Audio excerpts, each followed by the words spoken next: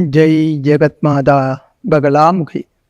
ओम ह्रीं बगलामुखी वरदे सर्वसौभाग्यप्रदायिनी समस्त भक्तानां सर्वाभीष्टं साधय साधय ह्रीं ஓம் ஸ்வாகா.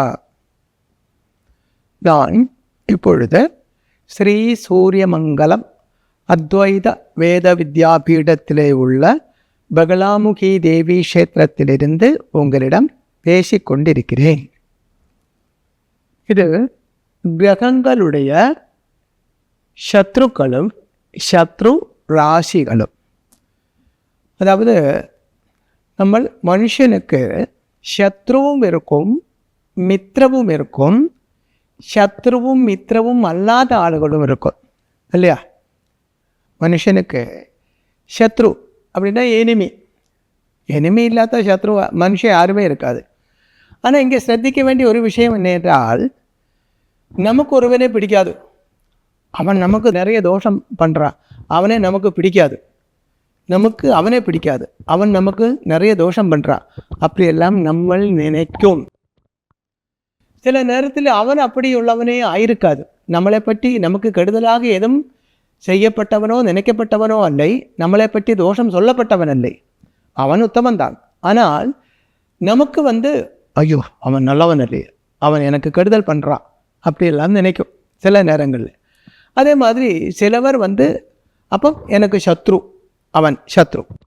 இனி சிலவர் ரொம்ப அன்பாக பாசமாக இருப்பாங்க, நமக்கு வேண்டிய ஹெல்ப்பெல்லாம் பண்ணுவாங்க. எக்ஸாம்பிள், இப்போ ஒரு லோனு வேணும், உனக்கு வேணுமா, நான் கேரண்டராக இருக்கிறேன், நீங்கள் வாங்கிக்கோ, என்னுடைய டாக்குமெண்ட்ஸ் தரேன், அதை நீ யூஸ் பண்ணிக்கோ. அதே மாதிரி எல்லா விஷயத்துக்கும், உங்கள் வீட்டு கல்யாணமா, எவ்வளோ காசு வேணும்னா தந்து ஹெல்ப் பண்ணுறேன். இது மித்திரம், அப்படின்னா பந்து அப்படி சொல்லலாம். இனி சிலவங்க இருக்குது, இது ஒன்றுமே இல்லை, அவன் எனிமியும் இல்லை, சத்ருவும் இல்லை, மித்திரவும் இல்லை, அவன் பாட்டுக்கு அவன் இருக்கும், நம்ம பாட்டுக்கு நம்ம இருக்கும். அவன் யார் பார்க்கும்போது முடிஞ்சு போச்சு அப்படி. இதே மாதிரி நவகிரகங்களுக்கும் இருக்குது. சத்ருவும் இருக்குது, சமன் இருக்குது.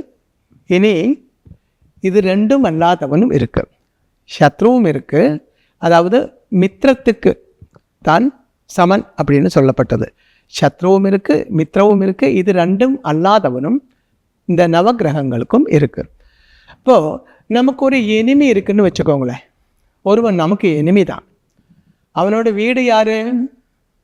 நமக்கு சத்ரு க்ஷேத்திரம்தான் இல்லையா? அந்த வீட்டில் போயிருந்தால் நமக்கு நிம்மதி இருக்குமா? நம்மளோட எனிமியோட வீட்டில் நம்ம போய் இருந்தால் நமக்கு ஹாப்பினஸ் இருக்காது, சந்தோஷம் இருக்காது, நிம்மதி இருக்காது. நம்மளோட எனிமியோட வீட்டில் தான் நம்ம போய் இருக்குன்னு வச்சுக்கோங்களேன். ஒரு சூழ்நிலை, சாதாரணமாக அப்படி போய் யாரும் இருக்க மாட்டாங்க, அப்படி இருக்கக்கூடிய ஒரு சூழ்நிலை உருவாயிடுச்சு, எனிமியோட வீட்டில் போய் இருக்கிறது அப்படியே வச்சுக்கோங்க. அப்போ ஒருவன் ஒரு ஹெல்ப்பு கேட்குறான், எனக்கு ஒரு 50,000 ரூபா கொடுத்து ஹெல்ப் பண்ணணும், எனக்கு அத்தியாவசியம் இருக்குன்னு சொல்லும்போது, போடா அப்புறம் வா, இப்போ இங்கே என்னுடைய சூழ்நிலையே சரியில்லை அப்படித்தானே சொல்லுவீங்க.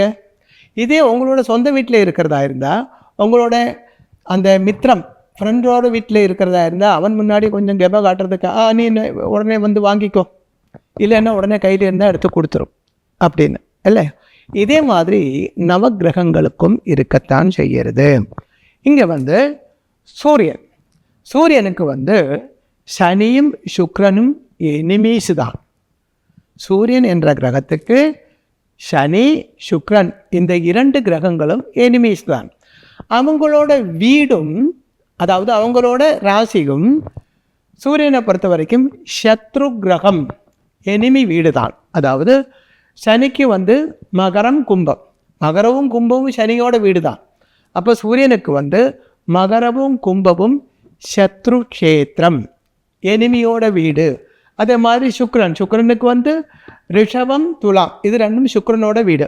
அப்போது சூரியனை பொறுத்த வரைக்கும் சனியும் சுக்கிரனும் சத்ருக்களாக இருக்கிறதுனால அவங்களோட வீடு ஆகிய மகரம் கும்பம் ரிஷபம் துலாம் இந்த ராசிகளும் சத்ரு க்ஷேத்திரங்கள் தான்.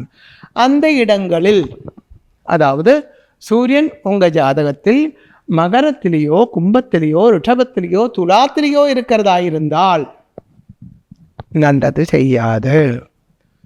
ஏனென்றால் அவன் சத்ரு க்ஷேத்திரத்தில் இருக்கிறதுனால. அதே மாதிரி சூரியனை வந்து சனி பார்த்தாலும் சுக்கிரன் பார்த்தாலும், அப்போ சூரியனுக்கு சுக்கிரன் சுபகிரகம் தானே, சுக்கிரனோட பார்வை இருக்கு, நல்ல பலங்கள் உண்டாகும் அப்படின்னு நினைத்தால் அது தப்பு. ஏனென்றால் சூரியனுக்கு சுக்கிரன் எனிமையாக இருக்கிறதுனால அந்த பார்வை ஒர்க் அவுட் ஆகாது. அடுத்ததாக சந்திரன். சந்திரன் வந்து சௌமியன்தான், எல்லாம் அவரோடு இஷ்டம் கூடப்பட்டவன் தான். பொதுவே அப்படி தானே, சந்திரன் என்றால் நமக்கு எல்லாருக்கும் பிடிக்கும் இல்லையா? சந்திரனே இஷ்டமில்லாதவர் யாருமே இல்லை. அதே மாதிரி இந்த சந்திரனுக்கு சத்ருக்களே இல்லை, அவனுக்கு எல்லாம் மித்திரங்கள் தான். அதனால் அவருக்கு வந்து சத்ரு கஷேத்திரமும் கிடையாது. சுருக்கமாக சந்திரன் ராசியில் எங்கே இருந்தாலும் நல்ல பலங்கள் தரும் அப்படின்னு அர்த்தம். இங்கே எந்தெந்த ராசியில் கிரகங்கள் இருந்தால் நல்லதை தரும் அப்படின்னு நான் சொல்லலை. எந்தெந்த ராசியில் கிரகங்கள் இருந்தால் அது தோஷமாக இருக்கும் அப்படித்தான் சொல்லி வருகிறது, இல்லை நல்லது தருவதில்லை. சூரியன் வந்து மகரத்திலும் கும்பத்திலும் ரிஷபத்திலும் துலாத்திலும் இருந்தால் அது நல்ல பலங்கள் தராது அப்படின்னு தான் சொல்லி வருகிறதே தவிர சுப பலங்களை பற்றி அல்லை. சந்திரனுக்கு வந்து சத்ரு இல்லாமல் இருக்கிறதுனால எனிமையே இல்லை, அதனால் எந்த ராசியில் இருந்தாலும் தோஷம் இல்லை, நல்லது செய்யும் அப்படின்னு அர்த்தம். அடுத்தது செவ்வாய். செவ்வாய்க்கு வந்து புதன் சத்ரு தான், எனிமி தான். செவ்வாய் ஏற்கனவே ஒரு வீடியோவில் சொல்லியிருக்கு, செவ்வாய் புதன் சேர்ந்திருந்தால் நல்ல பலன்னு சில கிரந்தங்களில் சொல்கிறாங்க, சில ஆச்சாரியன்மார் சொல்கிறாங்க. அது சரியில்லை அப்படின்னு நான் சொல்லியிருந்தது. இங்கே வந்து செவ்வாய்க்கு புதன் சத்ரு தான், அப்போ அவங்க சேர்ந்திருந்த எப்படி நல்லது உண்டாகும்? சத்ருவும் சேர்ந்திருந்தால் அங்கே நிம்மதி உண்டாகுமா, சந்தோஷம் உண்டாகுமா? உண்டாகாது. அதே மாதிரி புதனோட வீடாகி இருக்கப்பட்ட மிதுனம் கன்னி, மிதுனவும் கன்னியும் புதனோட சொக்ஷேத்திரம் அப்படின்னா சொந்த வீடு. அப்போது செவ்வாய் கிரகத்துக்கு புதன் எனிமையாக இருக்கிறதுனால புதனோட வீடாகி இருக்கப்பட்ட மிதுனத்திலும் கன்னியிலும் செவ்வாய் ஜாதகத்தில் இருந்தால் அந்த செவ்வாய் நல்லது செய்யாது. ஏனென்றால் செவ்வாய் சத்ரு கஷேத்திரத்தில் இருக்கிறதுனால. அடுத்தது புதன். புதனுக்கு வந்து சந்திரன் சத்ரு தான். ஏற்கனவே நான் ஒன்று சொன்னேன், நான் அவனை சத்ருவாக நினைக்கிறது, ஆனால் அவன் இன்னசென்டாக இருக்கும், நம்மக்கிட்ட சத்ருதை ஒன்றும் இல்லாமல் இருக்கும். அந்த மாதிரி ஒன்று இது ஆரம்பத்தில் சொன்னேன். அதே மாதிரி தான் பாருங்க, இங்கே சந்திரனுக்கு சத்ருவே இல்லை. நவகிரகங்களில் எல்லாவரும் சந்திரனுக்கு ஃப்ரெண்டு தான். ஆனால் பாருங்கோ, புதனுக்கு வந்து சந்திரன் சத்ரு தான். சந்திரன் இன்னசென்டாக இருந்திருந்தாலும் புதனை பொறுத்த வரைக்கும் நல்ல என்னை பற்றி தோஷம் திங்க் பண்ணுறா, அவன் எனக்கு கெடுதல் தான் பண்ணுறா, அந்த மாதிரி ஒரு ஃபீலிங்ஸ் தான் புதனுக்கு இருக்கிறது. அதனால இந்த புதன் சந்திரனோட சொட்சேத்திரமாக இருக்கப்பட்ட கடகத்தில் இருந்தால் நல்லது செய்யாது. நல்லது செய்யாத நல்லது செய்ய முடியாது. ஏனென்றால் அது தன்னுடைய சத்ரு கஷேத்திரத்தில் எனிமியோட வீட்டில் இருக்கிறதுனால. அடுத்தது வந்து குரு. குருவுக்கு புதனும் சுக்கிரனும் சத்ருக்கள் தான். பல கிரந்தங்கள்லே குரு புதன் வந்து சுப கிரகங்கள், அது நல்ல யோகம்தான் தரும் அப்படின்னு நான் படிச்சிருக்கேன். அது சரியல்லே. ஏனென்றால் குருவுக்கு புதன் சத்ரு தான், எனிமி தான். அதே மாதிரி சுக்கிரனும் எனிமி தான். இப்போ புதனோடையும் சுக்கிரனோடையும் வீடாக இருக்கப்பட்ட மிதுனம் கன்னி ரிஷபம் துலா, இந்த ராசிகளில் குரு இருந்தால், அதாவது குரு மிதுனத்தில் இருந்தால், கன்னியில் இருந்தால், ரிஷபத்தில் இருந்தால், துலாத்தில் இருந்தால், குரு தன்னுடைய சத்ரு கஷேத்திரத்தில் இருக்கிறதுனால குரு நமக்கு நல்லது செய்யாது. நல்லது செய்ய குருவினால் முடியாது. அதுதான் காரணம். பெரிய கெடுதல் வராது, அது நினச்சிக்கோங்க. பெரிய கெடுதல் ஒன்றும் வராது. ஆனால் எனக்கு குரு தசாகாலம் சூப்பராக இருக்குது, குரு 5ஆம் இடத்துல இருக்குது, இல்லை 9ஆம் இடத்துல இருக்குது அப்படின்னு நினைச்சால், அந்த 9ஆம் இடம் என்று சொல்லப்பட்டது மிதுனமோ கன்னியோ ரிஷபமோ துலாமோ ஆகியிருந்தால் பலன் கிடைக்காது. ஏனென்றால் அது 2, 5, 7, 9, 11 இருந்தால் ரொம்ப நல்லது. ஆனால் அந்த 2, 5, 7, 9, 11 என்று சொல்லப்பட்டது மிதுனமோ கன்னியோ ரிஷபமோ துலாமோ ஆகியிருந்தால் அந்த குரு தூங்கிட்டு தான் இருக்கும், ஒன்றும் பண்ண முடியாது. ஏனென்றால் அது தன்னுடைய எனிமியோட வீட்டில் இருக்கிறதுனால. அடுத்தது வந்து சுக்கிரன். சுக்கிரனுக்கு சூரியனும் சந்திரனும் தான் எனிமீஸ். இங்கே ஒன்று பாருங்க, குருவுக்கு சுக்கிரன் எனிமி தான். ஆனால் சுக்கிரனுக்கு குரு எனிமி அல்லை. குருவுக்கு சுக்கிரன் எனிமி, ஆனால் சுக்கிரனுக்கு குரு எனிமி அல்லை. சுக்கிரனுக்கு சூரியனும் சந்திரனும் தான் எனிமியாக இருக்கிறது. அவங்களோட ராசியாக இருக்கப்பட்ட கடகம், சிம்மம், இந்த ராசிகளில், அதாவது கடகத்திலேயோ சிம்மத்திலேயோ உங்கள் ஜாதகத்தில் சுக்கிரன் இருந்தால், அந்த சுக்கிரன் ராஜ யோகம் உள்ளதாக இருந்தால் கூட அந்த யோகம் ஒர்க் அவுட் ஆகாது. ஏனென்றால் சுக்கிரன் தன்னுடைய எனிமியோட வீட்டில் இருக்கிறதுனால. அடுத்ததாக சனி. சனிக்கு சூரியனும் சந்திரனும் எனிமீஸ் தான். சனிக்கு சூரியனும் சந்திரனும் எனிமீஸ்.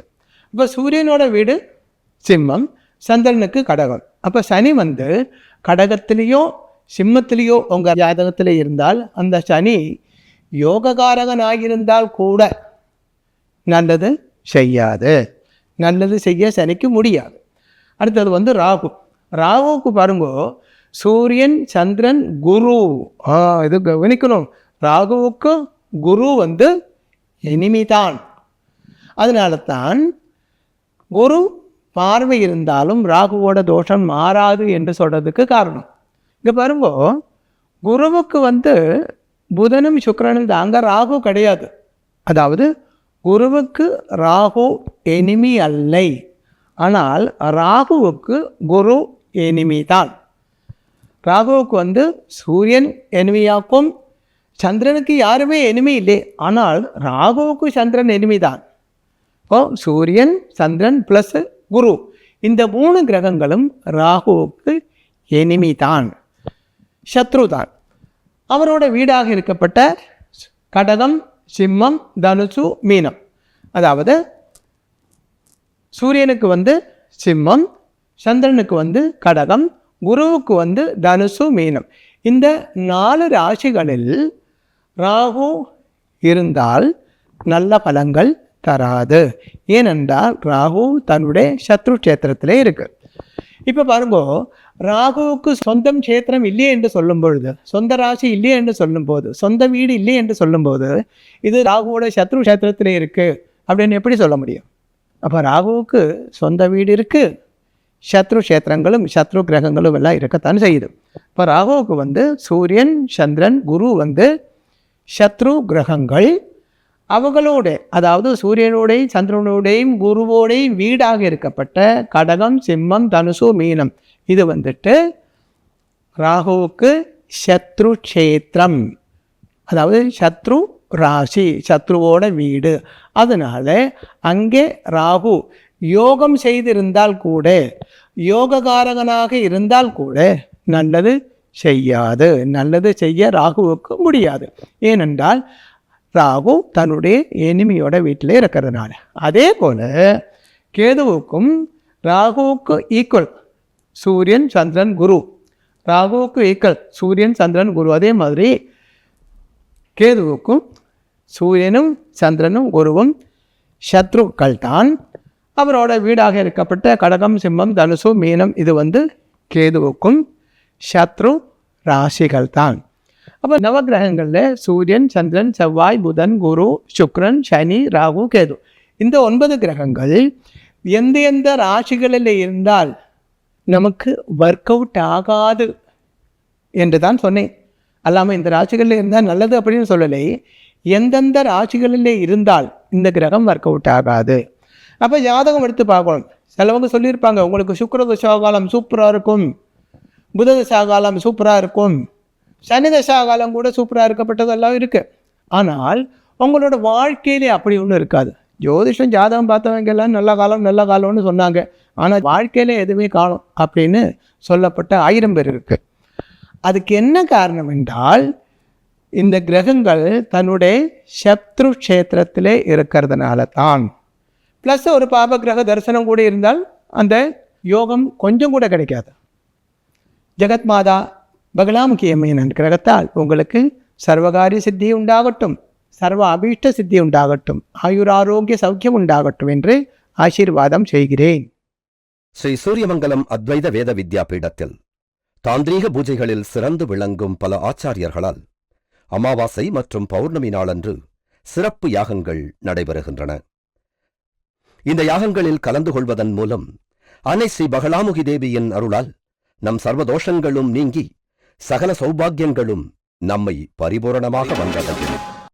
ஸ்ரீ சூரியமங்கலம் அத்வைத வேத வித்யாபீடம் ஜோதிடம், பிரசன்னம், வாஸ்து, தாந்திரீக பூஜைகள் மற்றும் வேத யாகங்கள் செய்திட தொடர்புக்கு 7305442299 7305442299. தொடர்பு மையங்கள் சென்னை, கோவை, பெங்களூரு, ஹைதராபாத், விஜயவாடா, டெல்லி, மும்பை, திருநெல்வேலி, டெக்சாஸ்.